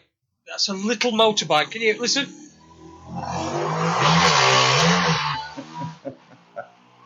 Oh, yeah. Who's having That's what I have to put up with. Invest in a crossbow, Jay. Oh, absolutely terrible. Hey, Toddy, I wanted to. There was something I wanted to ask you. You also get local businesses, don't you, that donate food? I saw a photo of you next to some pizzas. I seem to remember putting a rather witty comment in the comments on Facebook. I stole them slices and I feel really, really guilty. I did. I couldn't help but just try it, because I wanted today, and honestly, they were to die for. Yeah, local businesses. We've got a local business in Headingley, which is just up the road from Hyde Park, which is called Echo Pizzeria, whatever it's called. Yeah, they donate every fortnight, and I think they donate 5 boxes, which is 12-inch pizzas. Yeah, we've got a curry house which is up in Driglington. They're called Prashad. Gordon Ramsay? Gordon Ramsay signed them off, so that's how high quality they are. They donate vegetable curry and rice every second Sunday as well. So we've got them on board. I'm speaking at the moment with a Leeds-based bakery called Gilchrist's.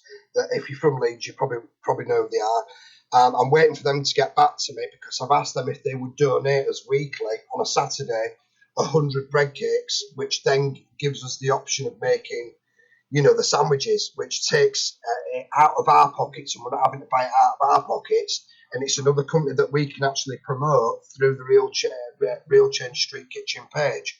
Therefore, it's free advertising for them, and it gets them known that they're a contributor as well. So the two that we've got at the minute is Echo Pizza, that's in Headingley on Otley Old Road, and we've got the one up in Driglington, which is the Curry House, which is Prashard's, and they're the two that are involved at the minute. The supermarket, the main one at the moment, as we well know, is Morrison's, and they're doing us absolute. They give us fruit, they give us veg, they give us all sorts, breakfast bars, you name it, bars of chocolate, crisps, all sorts comes, and that really, really does pack up the outreach bags that we put together, because like I say, they have a hot meal and they go away with a bag. We purchase the water, we've got to go buy the bottles of water. So there's nobody donating water as yet. This is coming out of our pockets too. But believe it or not, we go through like 20 quid's worth of water a week. Yeah, the water's really quite cheap as well, isn't it? I mean, you can go into buy bottled water in Morrison's, for example, if you want to support the people that are helping by donating food. you could go in and buy in Morrison's sort of like, I think you can get 8 4-litre bottles for like £2 or something. Well, this is it. I mean, it depends obviously on what water you want. You know, we don't give out Perrier, but the amount of bottles that we do go through goes into the bags, and then they come back for a second bottle sometimes and stuff. You know, so at the end of the day, if we're getting on average, we're getting about 70 people a week coming, but then it's hard to sort of like number the amount of people, because what's happening is we get them coming in waves. So when we get people going on the outreach, like Lee Stead and Joanne, they go out and find people in town. There's people in town that are not sat in doorways, that actually just walk up and they say, end of the day, are you homeless? Yeah, we're homeless. Get yourself down to City Square. So they end up coming down to City Square and getting fed as well. But we are going currently through around about 100 bottles of water a week. I know that Leeds Homeless Partnership are going through pretty much sort of like double that. So there's a lot of water going. We obviously provide hot drinks as well, tea, coffee, hot chocolate and things like that. So when they've got a meal, they come through, they pick up obviously the bag and what have you, they pick some crisps up or other things that are obviously on the tables, and they'll come to the end and they'll go through coffee. So we've got to buy the polystyrene cups. We've got to buy the sugar, we've got to buy the milk, we've got to buy the coffee, we've got to buy the tea, we've got to buy the hot chocolate. We're having to buy Toddy, give us a definitive place where people can donate so that we're clear that anybody that wants to donate, anybody who wants to help, whether it's socks or cups or you know, if they've got a business and they've got a few spare things that they might have, the catering thing that they can donate or anything like that. Tell us where the best place is to go and be able to you know, find out more and to donate some things. Right. So fantastic. Right. You can come to Real Change Street Kitchens, which is obviously on Facebook, which is our main page. You can put a post on there, or you can come direct to me, which is Paul Todd. If you've got me on Facebook already or what have you, you can come direct there to me, send me an inbox. You can also go to the Real Change Street Kitchen page. There's a GoFundMe account being set up, which we keep posting. So if people want to actually donate money, that money then, like I say, will be transpired where we will give a feedback every month of where the money's being put, what it's being spent on, so people know exactly where that money's going. But the main page is the Real Change Street Kitchen page for people to get in touch, or like myself, and that pretty much covers it. If they're a business or they've got clothes, which clothes are a good thing to obviously send to us, because we do need them. We've got people that are in the same clothes, jeans, t-shirts, jumpers, that do require this kind of thing. The best way to deal with this, if you've got an accumulation of clothes, get hold of me, and what we'll do is we'll arrange to come and pick it up. Now, we are Leeds-based, so pretty much within our limits. It would have to be within the Leeds and the Yorkshire area, but we've got people stationed, and at the minute we've got people stationed in Huddersfield, we've got people stationed in Bradford, Leeds, Wakefield. So within them areas, we can arrange to get clothes and things picked up, and then obviously it gets brought to us at Leeds. Also, we can go with it, and we can put out what needs to be put out. If left over, what we do is we then pass it into Leeds Homeless Partnership, and they do the same thing with us as well. They come and help us with clothes, we help them with clothes. Whatever we've got left over with food, that gets pushed onto them as well onto a Monday if there's anything left over. But pretty much to answer your question, Real Change Street Kitchen on Facebook, get on there, add yourself as a member, keep an eye on what we're doing. Watch out for the GoFundMe page if you want to donate money. Watch out, for anything else that's coming up.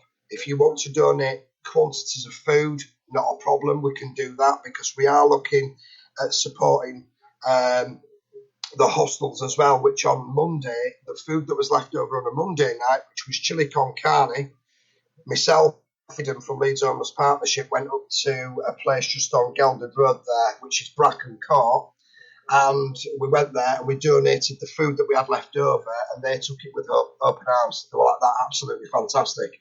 They got buns, cakes, crisps, and chili con carne and rice, and they dished that out on an evening to the people that were in the hostels there, free of charge, of course.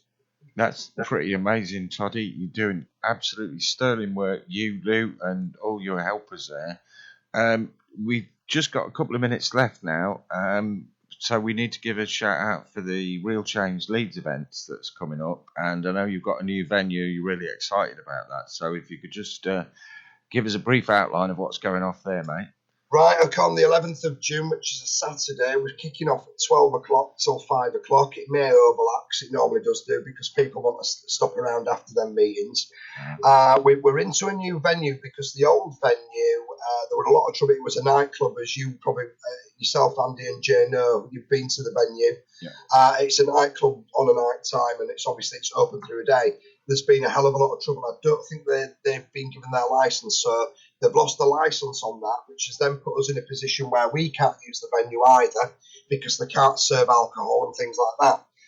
We got that venue for free. The new venue we've got is down on Tong Road. It's 67. I'm going to have to check the bloody address now. You caught me out. It's the White Rose Banqueting Suite. Yeah, you know it better than I do. I only know it because I wrote it down when you told me earlier. And it slips my mind every time because it's a new venue. Yeah, we're at, obviously it's the new venue. It's on Tong Road, and it's called the White Rose Banqueting Suite, and it's disabled friendly. There's a ramp up to it. There's disabled facilities toilets, so if anybody has a disability or anything like that, we're in a position where we can say, yes, come now, because we've had situations before where people couldn't. We start at 12 o'clock. When we get that kicked in, we've got Ian Rowan Crane coming up. He's talking about the EU referendum. He's also talking a little bit about the fracking, because obviously, as people are aware, York, or should I say North Yorkshire councillors in, North Allerton? Mm-hmm. They all came together the other week, and they've just decided to go against 96% of the vote, which was no fracking, and 4% and say, yeah, we'll do some fracking now, because 4% have kicked in. So I think Ian Crane will be touching that, but the EU referendum as well. We've got Hayden, Pat and Lou, Meg and myself talking about the Real Change Street Kitchens and the Leeds Homeless Partnership Kitchens. We've got a situation where we've got another couple of people, because there's natural health coming into things now. And so we've got a lady coming up to talk about natural health, and there will be a natural health Real Change page coming up soon, but that will have to be after this event. We've also got, like I say, the Leeds Homeless Partnership. They will be talking about the street kitchens with us, but they will also be talking about the homeless situation and the help that we're trying to put together now, because we're not just doing the street kitchens. We're trying to put a package together where we've got counsellors on board in respect to people that want mental health, have got mental health issues, where we've got proper people involved that deal with that type of thing, that they're going to do it for free. We've also got a situation where at the end of the day, we're trying to get obviously landlords on board now, where we can get landlords in a position where we can then get people out of the crypt in town and get them into obviously homes with support in respect to obviously drug rehabilitation, drink rehabilitation and things like that. So there's all that that's going to be talked about at the meeting. And we've got another couple of people that we can't announce that will be coming, because we want that to be a little bit of a surprise for people. We've also got a chap called Anthony Wayne Abel, that's the English Randoms videos. He's coming and he's speaking. He's talking about social services and the things that have been going on with the family courts in his scenario. Some people might be aware of it, but it's been pretty much railroaded, and he's coming up and talking about that. So it's going to be a good day. It's going to be full of positive energy, as per usual. You felt the energy yourself, Andy and Jay, when you've been up, and Lou, or should I say Tina. And that's pretty much it. That's what's happening. That's on Saturday the 11th. But what we're wanting to do is, we're in a position where this is a new venue. We need to fill that venue because it's coming free. It's a trial. They're trialing us. So pretty much it's saying it's a free venue. They've got to start taking on that bar for us to sort of like get that venue on a regular occurrence, and to actually pull off and get that kind of venue has took a lot of soul searching. We've looked at so many venues and been knocked back. It's unbelievable. So please, guys, if you're in the vicinity, please drop in and support the Real Change train, because it's getting out there now, and we're doing a lot of positive things, and we're affecting a lot of positive people and putting positivity back into positive, or back into people's lives, to speak. Yeah, you're doing an absolutely grand job, and it's a pleasure to know people like you and to get you on the show to give a shout out for what you're doing, Toddy. And I'll say thank you, a big thank you to you for coming on, and big thank you to David Halpin. I hope he's found his dog by now. If not, I hope he finds it very shortly. And we'll be back with Rick Simpson on Tuesday. So stay tuned for the doc, folks. You're welcome.